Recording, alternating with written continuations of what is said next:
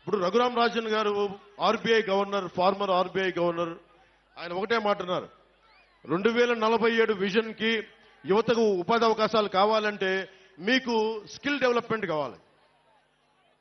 మనకి పిఠాపురంలో skill development centres, మీకు 20 సెక్టార్స్ లో మీకు స్కిల్ డెవలప్మెంట్ సెంటర్స్ తెచ్చే బాధ్యత, మిమ్మల్ని ఉపాధికి అర్హతలు తెచ్చే బాధ్యత నేను ప్రత్యేకించి తీసుకుంటాను. నాకు మీకు ఏం తేడా లేదు.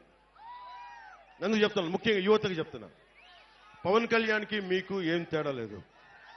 ఎందుకు ఈ మాట అంటున్నానంటే, నేను ఒక ప్రభుత్వ ఉద్యోగి కొడుకుని, జగన్ గారిలాగా ఒక ముఖ్యమంత్రి కొడుకుని కాదు, వాళ్ళ తాతగారిలాగా గనుల యజమాని కాదు, మామూలు సగటు ఉద్యోగి కుటుంబం నుంచి వచ్చిన వాడిని.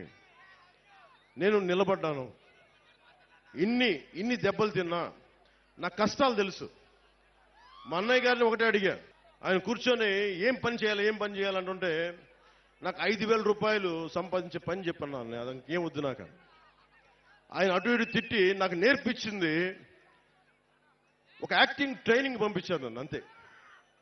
ఆ యాక్టింగ్ ట్రైనింగ్ ఒక స్కిల్ డెవలప్మెంట్. అది ఎలా నటించాలి, ఏం చేయాలని ఒక స్కిల్ డెవలప్మెంట్ నాకు ఇస్తే, అది ఈ రోజున మిమ్మల్ని గుండెల్లో పెట్టుకునే వ్యక్తిగా పవన్ కళ్యాణ్గా మీ గుండెల్లో పెట్టుకోండి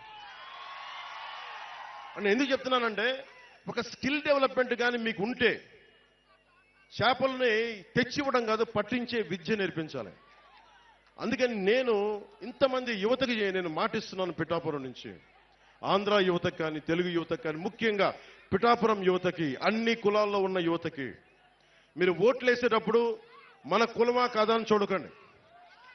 వర్మ గారు చెప్తా ఉన్నారు, వాళ్ళ నాయకులకు ఒకటే చెప్పారంట, పవన్ కళ్యాణ్లో అన్ని కులాల మనిషి, ఒక కులం మనిషి కాదండి.